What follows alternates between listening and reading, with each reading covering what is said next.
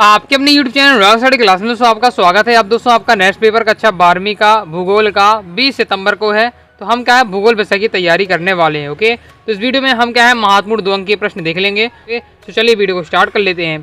तो हम देख लेते हैं, पहला क्वेश्चन है भूगोल की 2 प्रमुख शाखाओं के नाम लिखिए। ओके, देख लेते हैं भूगोल की 2 प्रमुख शाखाओं के आपको इसमें नाम बताना है। तो इसका सॉल्यूशन आपका ये दिया हुआ है, आप देख सकते हैं। पहली दोस्तों आपकी शाखा हो जाएगी जनसंख्या भूगोल। तो इसका क्या है फास्ट स्क्रीनशॉट ले लीजिए, तो अपना कंप्लीट हो जाता है। चलिए आगे नेक्स्ट क्वेश्चन देख लेते हैं। नेक्स्ट दोस्तों आपका क्वेश्चन है मानव भूगोल की कोई 2 शाखाओं के नाम लिखिए। ओके, इसमें केवल आपको पहले वाले क्वेश्चन में आपको भूगोल की 2 शाखाएं बतानी थी, दूसरे वाले में दोस्तों आपको क्या है मानव भूगोल की 2 शाखाएं आपको बतानी। ओके, इसका सॉल्यूशन आप देख लीजिए, आपका ये दिया हुआ है। ओके, तो मानव भूगोल की 2 शाखाएं कौन कौन सी है, जैसे आपका पहला हो जाएगा सामाजिक भूगोल, दूसरा हो जाएगा नगरीय भूगोल। ओके, उसका क्या है फास्ट स्क्रीनशॉट ले लीजिए, वह फास्ट स्क्रीनशॉट ले लीजिए। इस प्रकार से दूसरी आपके मानव भूगोल की शाखा हो जाती है नगरीय भूगोल, जैसे इसका भी स्क्रीनशॉट आप ले लीजिए, ये कंप्लीट हो जाता है। चलिए आगे नेक्स्ट क्वेश्चन देख लेते हैं। नेक्स्ट दोस्तों आपका क्वेश्चन है मानव भूगोल के 2 उपागमों के नाम लिखिए। इंपॉर्टेंट है आपका, इसे हम देख लेते हैं। तो इसका तो सॉल्यूशन आपका ये दिया हुआ है। ओके, जिसमें आपको उपागमों या क्षेत्र बताने हैं मानव भूगोल के, तो ये आपके दिए हुए हैं, स्क्रीनशॉट आप ले सकते हैं। इसमें कई सारे दिए हुए हैं, कोई भी आपको 2 तैयार कर लेना है। ओके, फास्ट स्क्रीनशॉट ले लीजिए। चलिए आगे नेक्स्ट क्वेश्चन देख लेते हैं। नेक्स्ट दोस्तों आपको क्वेश्चन है नव निश्चयवाद क्या है। ओके, इंपॉर्टेंट है आपका, तो इसे देख लेते हैं। नव निश्चयवाद आपका ये दिया हुआ है। मैंने इस चैप्टर को पूरा डिटेल से पढ़ाया है, आपको क्या है प्ले लिस्ट में जाना है 12th जियोग्राफी के प्ले लिस्ट में, वहाँ से आप क्या है क्रम से डिटेल से पूरा चैप्टर आप पढ़ सकते हो। ओके, तो आपको सभी क्वेश्चन आपसे पूरे बन जाएंगे अगर आप क्या पूरे अच्छे से तैयार कर लेते पूरे चैप्टर को। ओके, तो नव निश्चयवाद को आपको बताना है, तो ये आपका दिया हुआ है।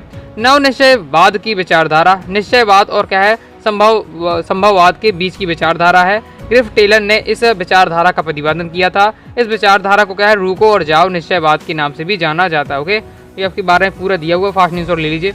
इसके आगे आपका ये दिया हुआ है। ओके, तो इसका भी क्या है फास्ट स्क्रीनशॉट आप ले लीजिए। इस प्रकार से अपना ये क्वेश्चन कंप्लीट हो जाता है। चलिए आगे नेक्स्ट क्वेश्चन देख लेते हैं।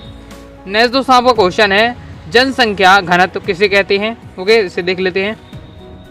इसका तो सॉल्यूशन आपका ये दिया हुआ है, फास्ट स्क्रीनशॉट ले लीजिए। जनसंख्या घनत्व किसे कहते हैं, किसी क्षेत्र की जनसंख्या तथा उसके क्षेत्रफल के अनुपात को जनसंख्या घनत्व कहते हैं। इसे कुल जनसंख्या की में क्षेत्रफल में का भाग देने पर ज्ञात किया जाता है।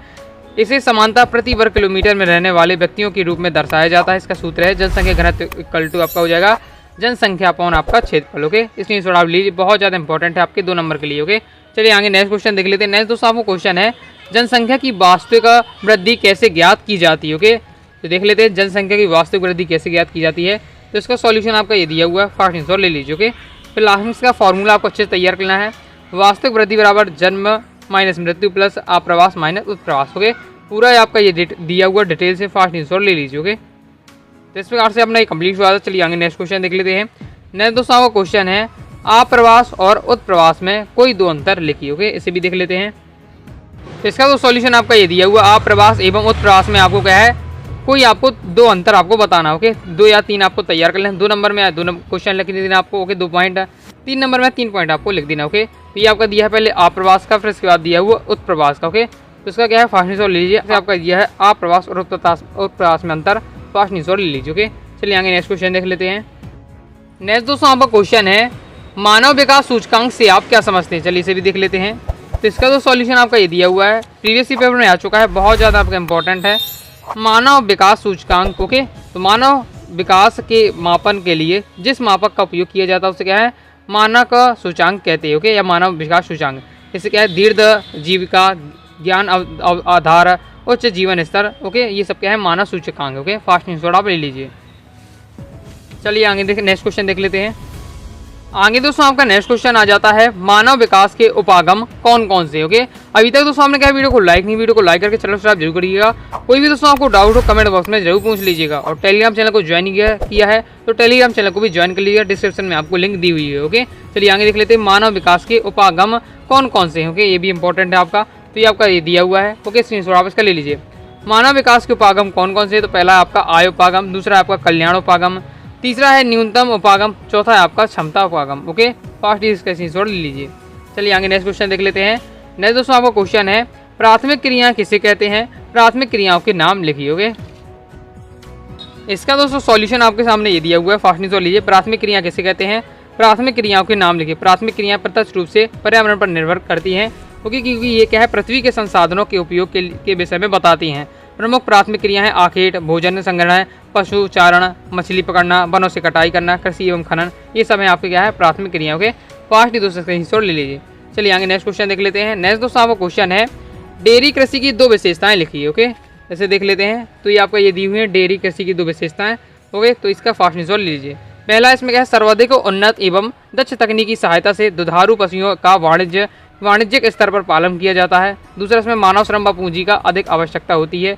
ये आपकी दी हुई है डेयरी कृषि की 2 विशेषताएं। इसका क्या है फास्ट स्क्रीनशॉट ले लीजिए। कोई भी आपको क्या है 2 तैयार करना है 2 नंबर के हिसाब से, बाकी इसमें 6 दी हुई है, सभी आप तैयार कर लीजिएगा। ओके, आगे नेक्स्ट क्वेश्चन है आपका कुटीर उद्योग की कोई 2 विशेषताएं लिखिए। बहुत ज़्यादा आपका इंपॉर्टेंट है, वो इसे देख लेते हैं।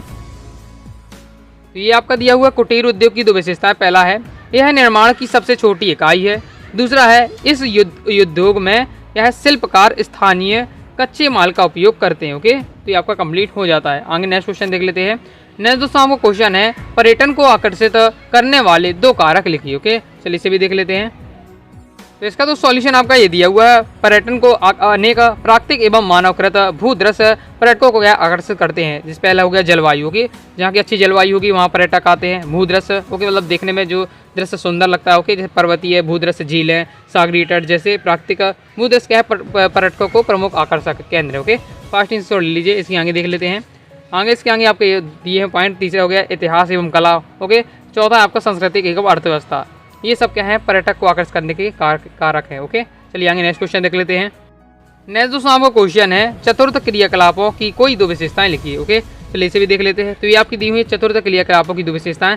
पांचवी तो उसका स्क्रीनशॉट ले लीजिए। पहला है आपका चतुर्थ सेवाएं उच्च प्रौद्योगिक व्यवसाय से संबंधित है। दूसरा है ये शिक्षा, सूचना, शोध और विकास की सेवाओं का एक अलग वर्ग है। ओके, स्क्रीनशॉट आप ले सकते हैं, 6 दी हुई है, ये आपका दी हुई है। ओके, कोई भी आपको 2 से 3 आपको तैयार कर लेनी है। आगे दोस्तों आपका नेक्स्ट क्वेश्चन आ जाता है जनसंख्या संगठन से क्या तात्पर्य। ओके, देख लेते हैं। तो इसका तो सॉल्यूशन आपका ये दिया हुआ है जनसंख्या संगठन से क्या तात्पर्य है। ओके, तो किसी स्थान विशेष में रहने वाले लोगों में स्त्री पुरुषों की संख्या, लिंग अनुपात, आयु वर्ग, रचना और उनके शिक्षा का स्तर, जीवन प्रत्याशा, ये सब आपका दिया हुआ है। इसका क्या है फास्ट आंसर ले लीजिए। ओके, कि आधार पर क्या है दूसरों से अलग विशिष्ट जनांकीय विशेषताओं को क्या है जनसंख्या संगठन कहते हैं।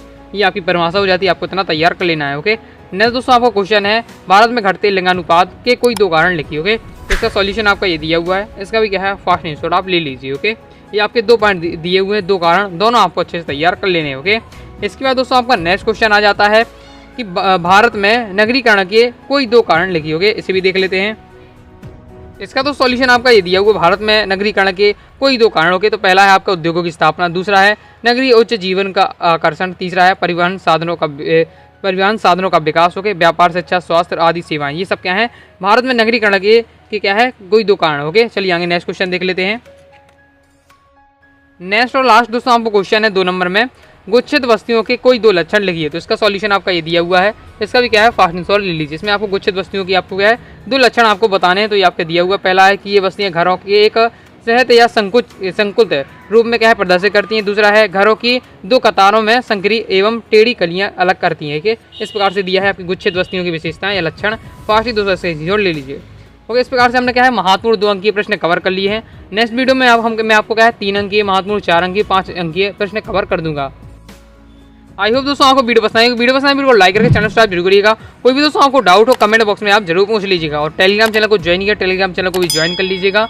ओके, साथ ही आपको क्या है पीडीएफ अगर डाउनलोड करना चाहते हैं तो गूगल पर जाकर आपको सर्च कर लेना है anuragsaadiclasses.com। सबसे पहले वेबसाइट आएगी, उसे आपको ओपन कर लेना है। ओके, वहाँ पर आपको क्या है क्लास 12 के सभी सब्जेक्ट के आपको त्रैमासिक परीक्षा के महत्वपूर्ण प्रश्न मिल जाएंगे। ओके, मिलते हैं दोस्तों नेक्स्ट वीडियो में, तब तक के लिए बाय बाय।